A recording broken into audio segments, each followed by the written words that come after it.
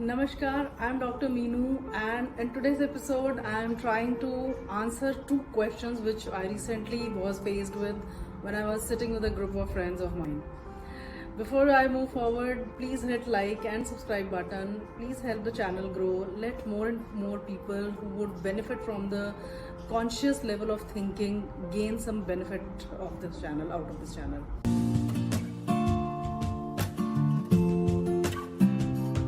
So, while I was sitting with this group of friends, there was one question which came. Number one, we don't think we've had any traumatic experience, intense traumatic experience in our life. We just had a fairly normal childhood.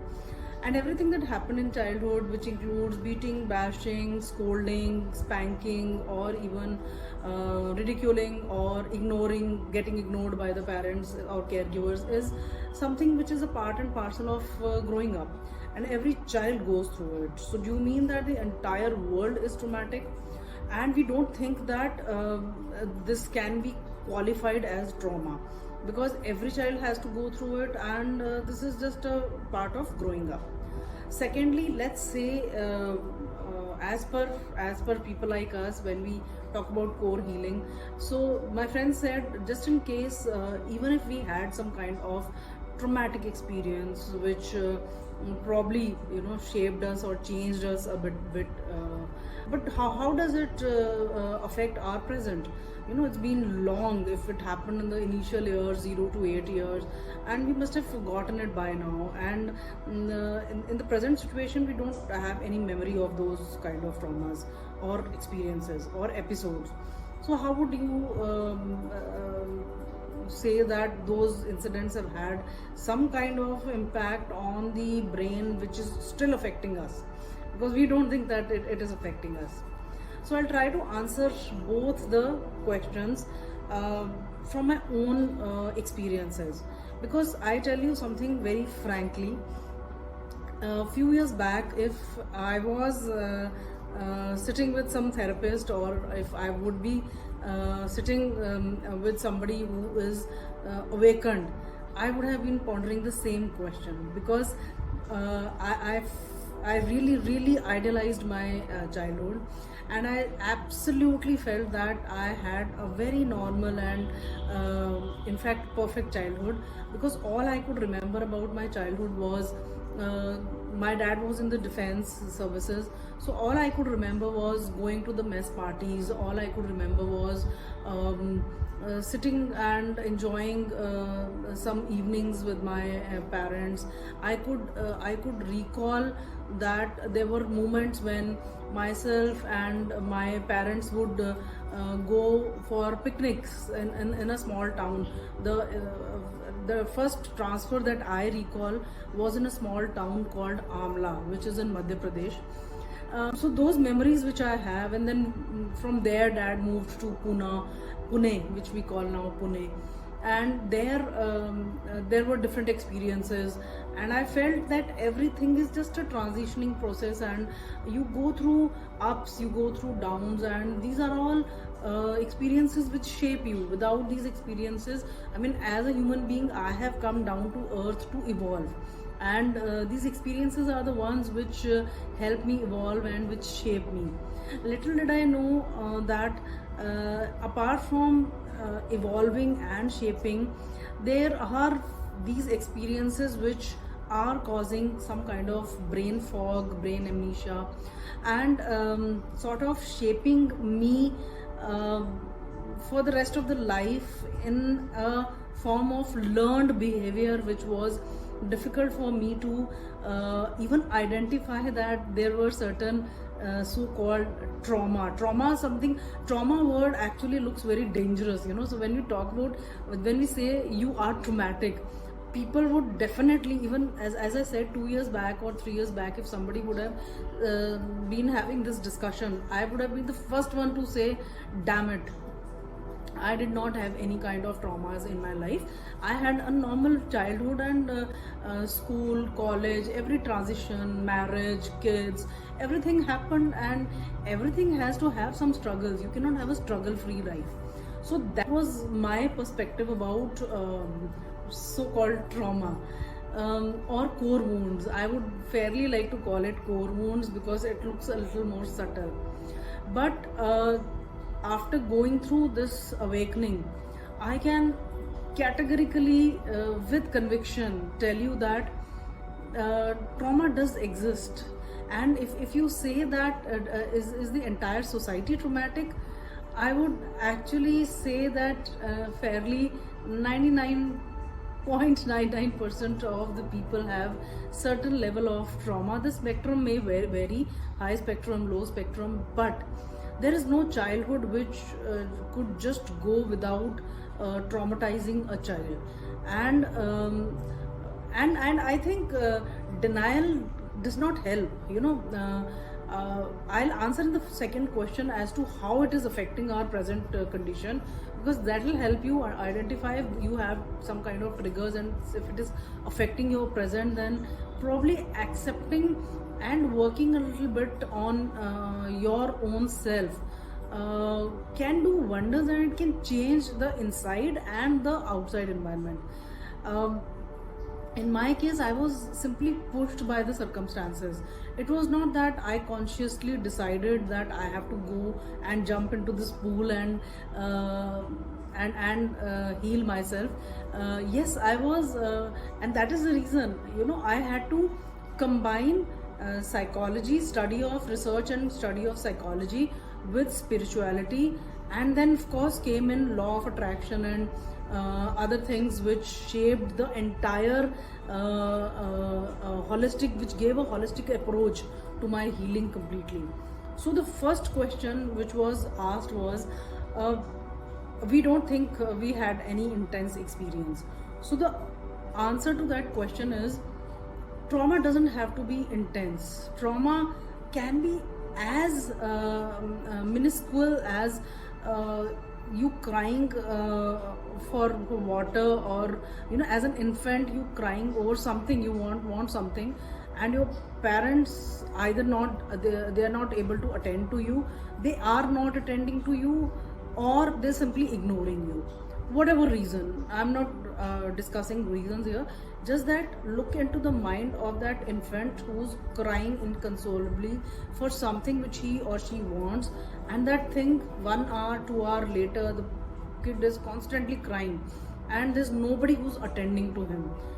That small episode of ignoring the child for 2 to 3 hours can cause trauma in the child, which can have repercussions at a later stage. But here right now I'm talking about trauma doesn't have to be an intense episode in your life. It could be constant ignoring of the child. It could be constant criticizing and blaming of the child. It could be a kind of chaotic environment in the family where there is less of eye-to-eye communication, there is less of empathy amongst the siblings, parents and family as a unit. Although outside, from the outside, if you look at it, you may say that the family is normal. They go out, they go for picnics, they go everywhere. But then that heart-to-heart connection, those talks about how special you are, those feelings of making you feel visible as a child, if those moments are missing, that can also cause trauma. So apart from, yes, everybody knows physical beating, spanking, giving critical statements to the child, ridiculing the child every time he or she wants to do something which which satisfies his soul. So the kind of environment that family as a unit is able to provide, as I said, there are several things which can contribute and qualify as a trauma. So trauma needn't be something which is very intense. I'll explain one small example. I have mentioned this example in my second book, which is out for release, I think next week or next to next week, within 15 days. It's titled, I think, Codependency. I'm not sure about, because the title might change at the last moment. It's something about codependency, the journey within. So, when we talk about certain trauma which is totally, absolutely invisible, I'll just cite my own example. I have had the, I had to, share this experience in my book also. I was, I think, around 7 years of age, and in my school time, there was once, I think the bus didn't come, the school bus didn't come when the school got over, and it was announced that the bus is not coming because of some technical fault. And me and my one of my friends, I mean, we were just hardly 7 years old, and believe me, this incident, the way I'm sharing with you, this was not categorically. Remembered by my conscious brain. I had completely forgotten this incident. This was in my subconscious brain, the second layer or the deepest layer, and this incident came back during the meditation.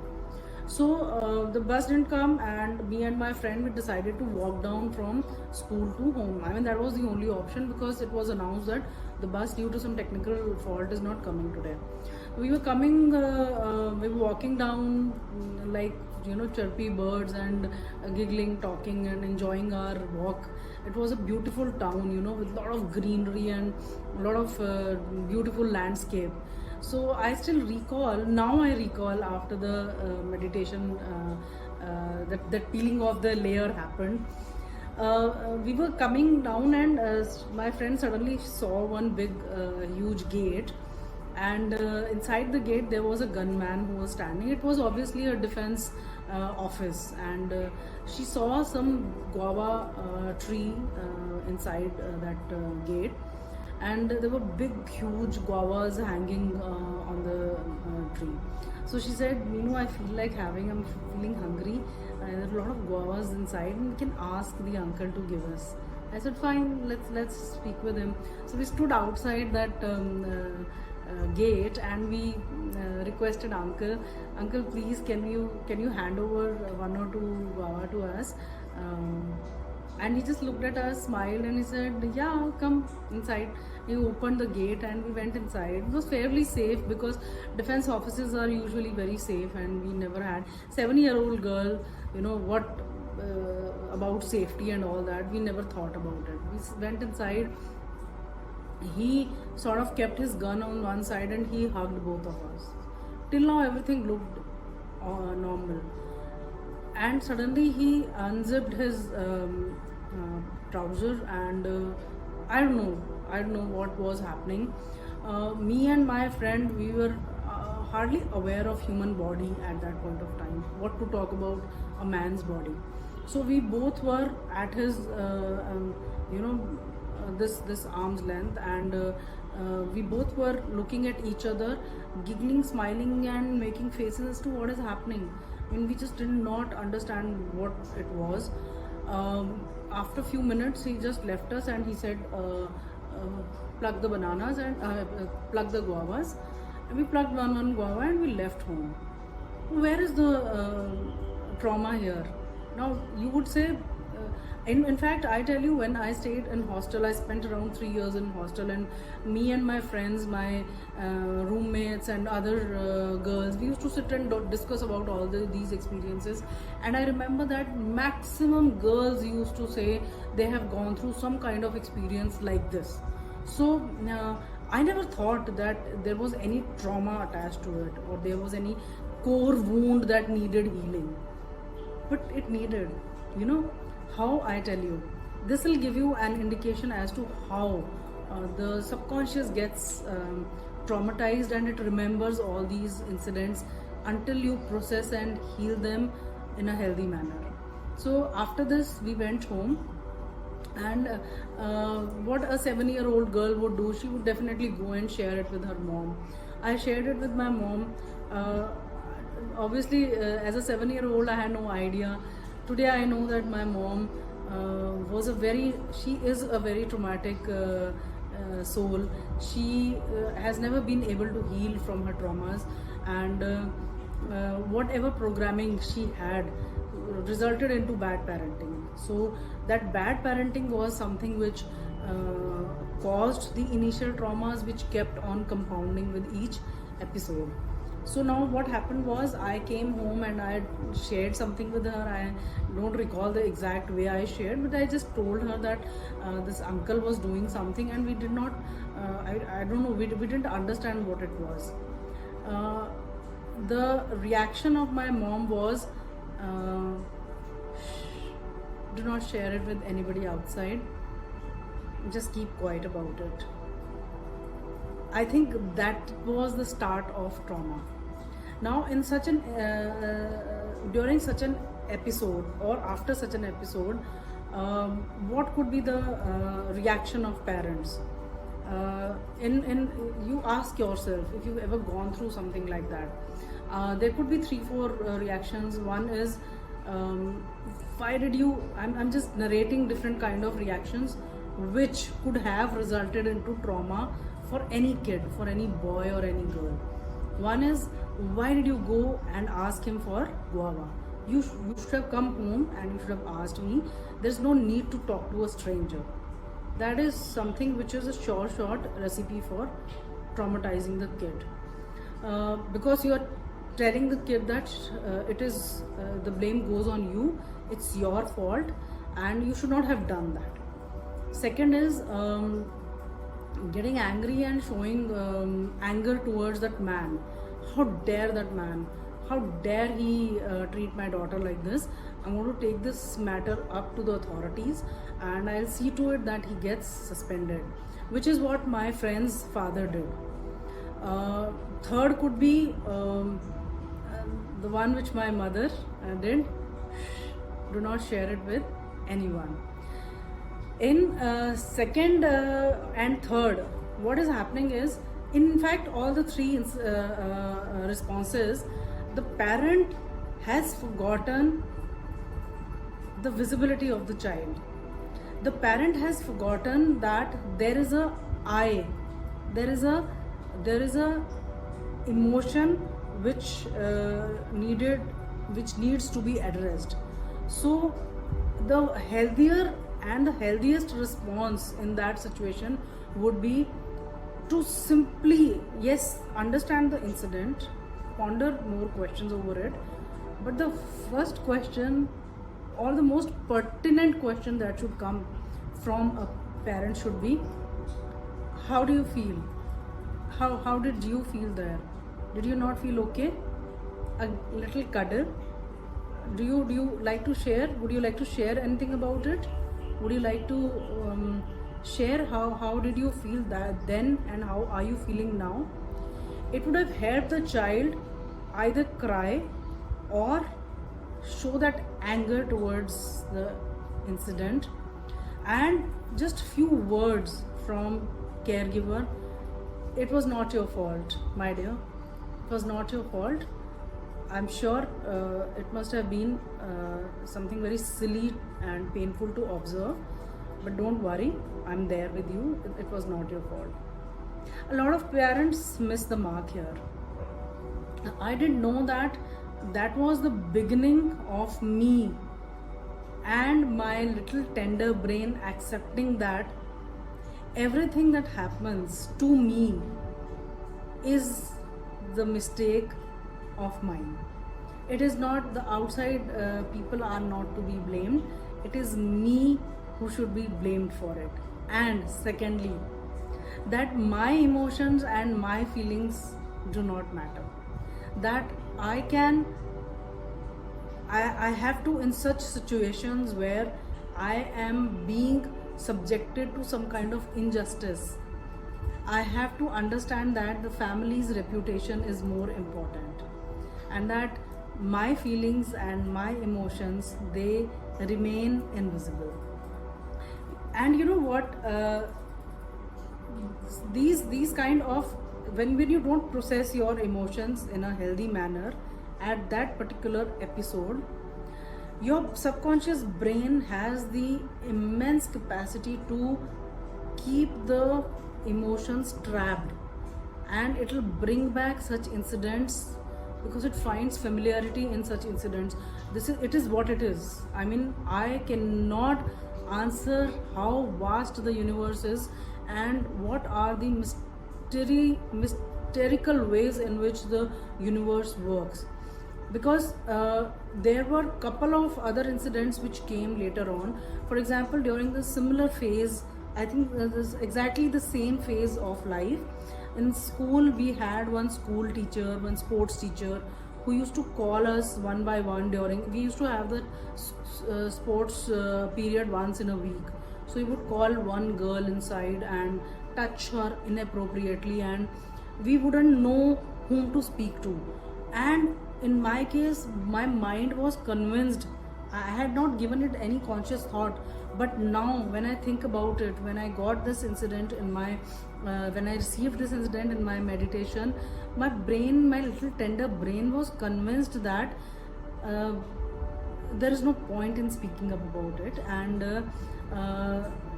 and keeping quiet is the norm, should be the norm. And in many cases, you will find that several girls in that age group, 0 to 8 or 9, do go through such experiences. Uncle, cousin, brothers, somebody or the other does inappropriately make certain gestures which we are either afraid of sharing with our parents, or we feel that within ourselves that it is a mistake of ours that we spoke to him, or we got so friendly to somebody. And that's where starts the first layer of trauma. It keeps compounding. Likewise, like I said, the first small incident, and then sports teacher incident, and then there are several such incidents which were not exactly the same, but the emotions attached to them were more or less similar. And it kept compounding all through the life, because your brain is convinced that you must not make a scene out of it, you must not create unnecessary drama. And your subconscious mind, it cannot differentiate between an outside person and a person of your family. So even when you are subjected to certain kind of wrong treatment could be anything. It needn't necessarily be something which is physical or sexual. It could be verbally abusive behavior or manipulative behavior. You will still convince yourself that your subconscious brain will still convince yourself, irrespective of whether it is an outsider or an insider, that you must put up with this, because that is the only way to survive and adapt. And you should avoid creating drama, because your programming has been done. The programming has been done at an early age of 0 to 7 when you went through this incident. So trauma is not something which has to be very intense, and which is which explodes and completely changes your life. It could be those small episodes which happened, and you just felt that you just let go. They just came and they went. And the way they were addressed by your caregivers play an important role in either processing your emotions in a healthy manner, or keeping those emotions and energies trapped. Now, in my healing journey, this is what I found was because I did not confine myself to just psychology, the study and research of psychology. I went on to understand spirituality. And then spirituality, obviously, when I speak about spirituality, it was deep breath work, it was meditation, and then from there it was going a little more deeper into understanding the 7 chakras. Now 7 chakras, when I understood it, I could categorically understand that my chakras were blocked, and that is the reason I was very confident lady always. I could take stand for honesty, integrity. I could stand against something wrong happening to others. I could confidently take stand for myself also when it would come to probably strangers. But when it came to having somebody with whom I have fused myself, when I would plug myself into situations. For example, if I would fall in love with my job, and there would be a very passionate feeling about finishing some project.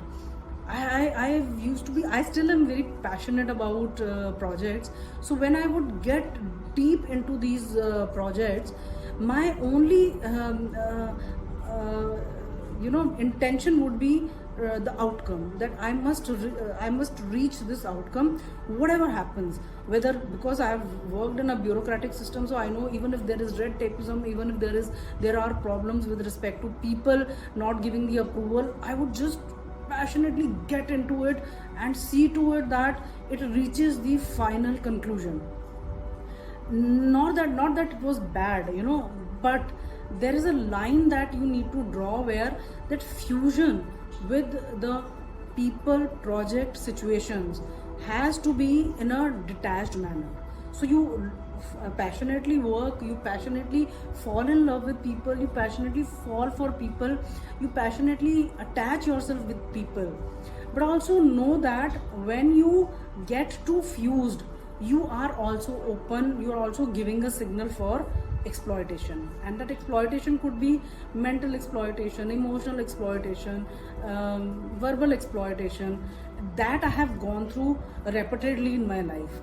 And of course I do agree that I have been a very oversensitive person and empaths find it very difficult to separate their energies from others' energies. So obviously that hard work that I had to do about the entire healing thing had a lot of shades which I had to clear.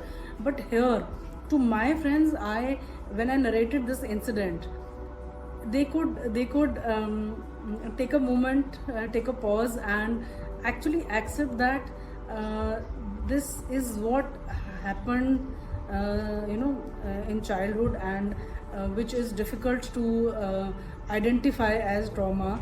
And there are several incidents, and that's when they started discussing about their own incidents. And I told them within few seconds, I was sitting with them, within 10 minutes I think I told them, your today's behavior is the result of these kind of incidents. So a lot of things your subconscious will definitely remember, and it finds so much of familiarity with these situations.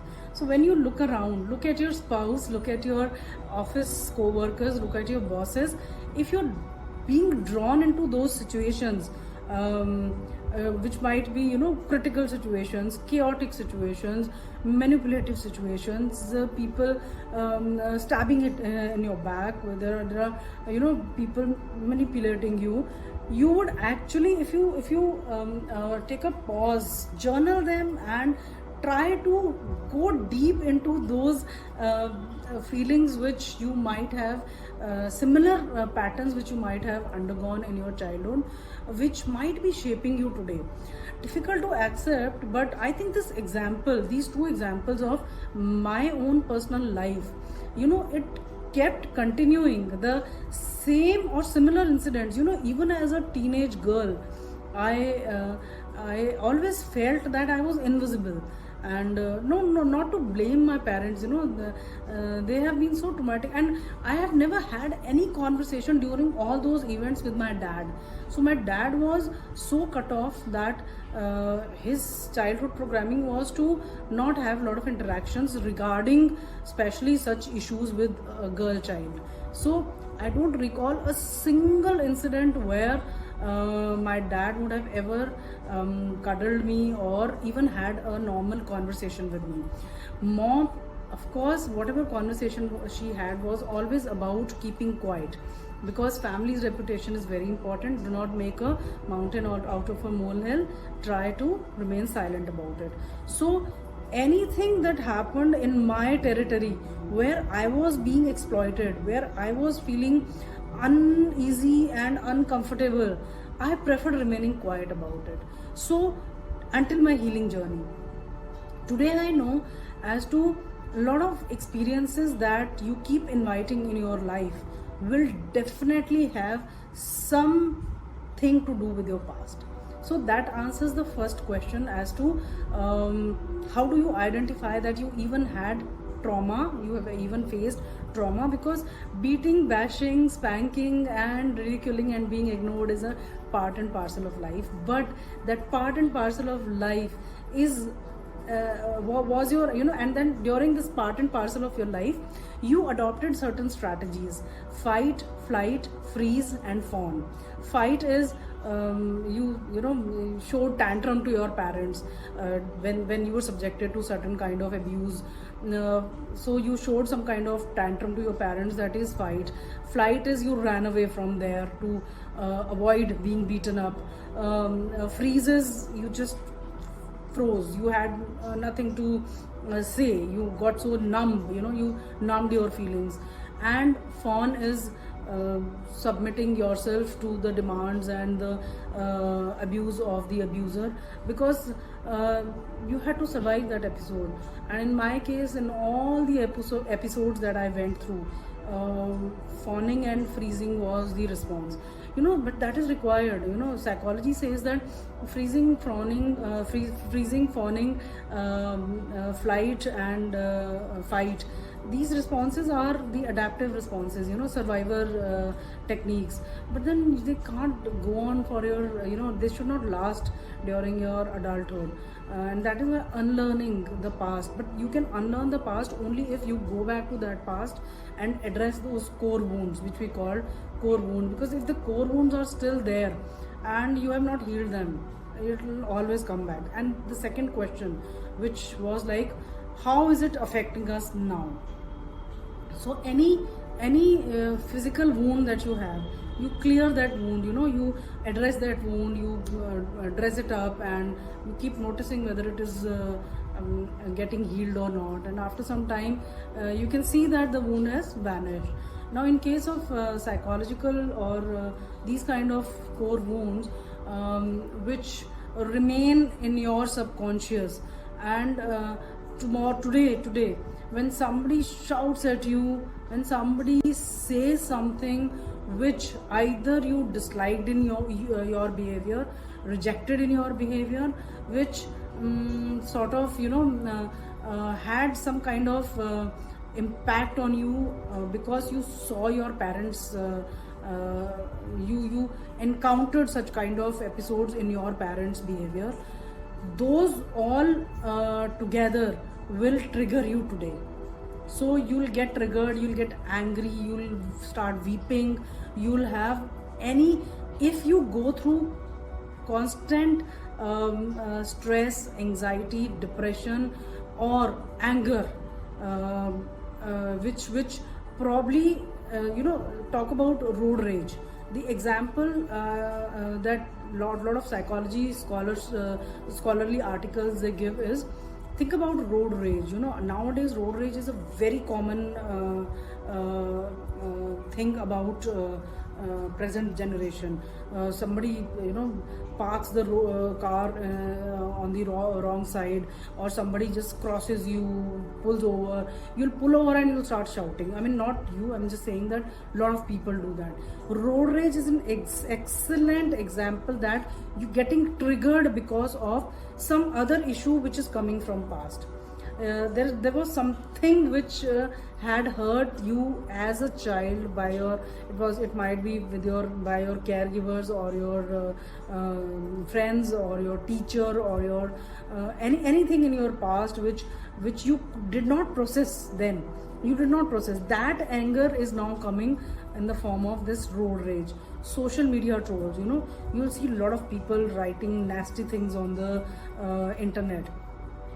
That is a excellent example of getting triggered because you think that anything which was inflicted to you in your childhood, you don't want to heal that. You don't want to go into that healing process, go through that painful healing process. So now, as a you see, as a stranger, you can write anything to anyone.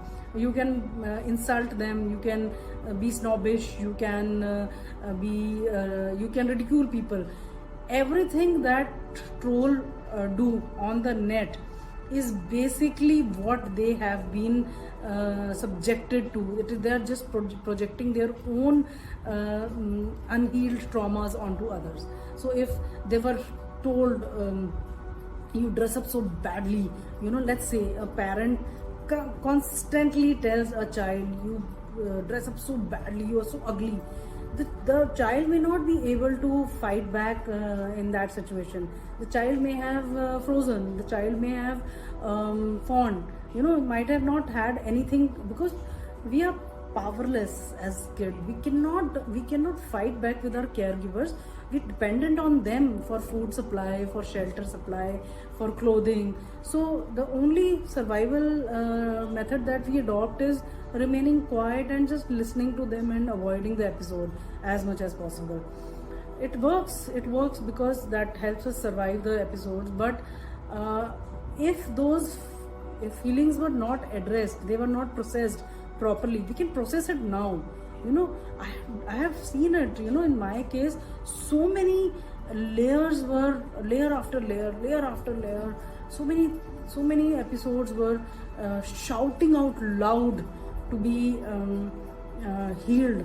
And my subconscious brain wanted it, but I did not want it. I just did not want to address them, and I was just okay living my life and finding happiness and pleasure in my job and my normal routine, 5 days routine, and then Saturday Sunday partying. So I was chasing pleasure through these normal routine activities. Of course, it has been very painful, seriously, when you address those traumas, when you go back, which never felt like, they were never traumas otherwise to me. I had never felt that these were a part of trauma. But when the subconscious mind starts opening up, it opens the can of worms. It opens it opens so much. You really find it miraculous that everything which felt like normal episode suddenly has a different meaning. And you talk to your smaller version. The smaller version was crying for help. The smaller version wanted to say something. The smaller version wanted to be cuddled, to be cared for. Now, because that did not happen, it could not process the emotions then. It now cries for that attention, that you give that care, give that parenting, you give that mothering and fathering, remothering now to the unattended and invisible and unloved child. And it's been an immense journey for me. Last 1.5 2 years, I have peeled every layer, literally every layer. All those incidents. Can you imagine, when I was 3 years old, I could recall incidents even when I was 3 years old. Some person holding my hand and taking me behind the stage, and my ma'am, I think so, during some school function, it was a dusk kind of evening, and she called me Meenu, and I just left his hand and I came. The trauma had happened then. That must have been the first trauma. I don't know, maybe 0 to 3 years, I don't recall. But that one, I recall that I shrugged him and I came to the stage feeling scared like hell. And I never shared it with my parents because I was such a little child. I did not know with whom to share, But then the child inside was crying for attention and wanted someone to just hold and make me feel safe. So I made myself feel safe now. I hugged that little 3-year-old Meenu and I said, "You're never alone, and your feelings are always validated. I am validating your feelings now. I am an adult, and I promise you that I'm going to protect you in every situation. So just do not activate yourself. When somebody says something nasty or tries to do something nasty, do not overreact and do not get scared. You are protected." And I did that again and again, that refathering, that remothering, everything that I wanted from my mother or my father, I did that to myself in those moments of meditation. When I visualized my younger version, I hugged her, I visualized hugging her and making her feel safe. And today she sits in my subconscious brain with very calm emotions. She doesn't come now in the form of feeling scared or fighting back or crying or weeping. It doesn't do that anymore. It is safe there, and it has changed the way I completely behave from inside out. So inside I am very protected and safe, and outside I am very calm to people around me.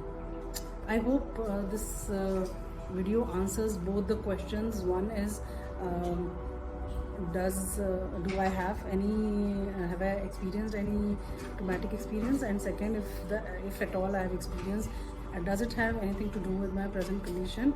I hope it answers both the questions. My second book will be out, and many other incidents I have mentioned in that.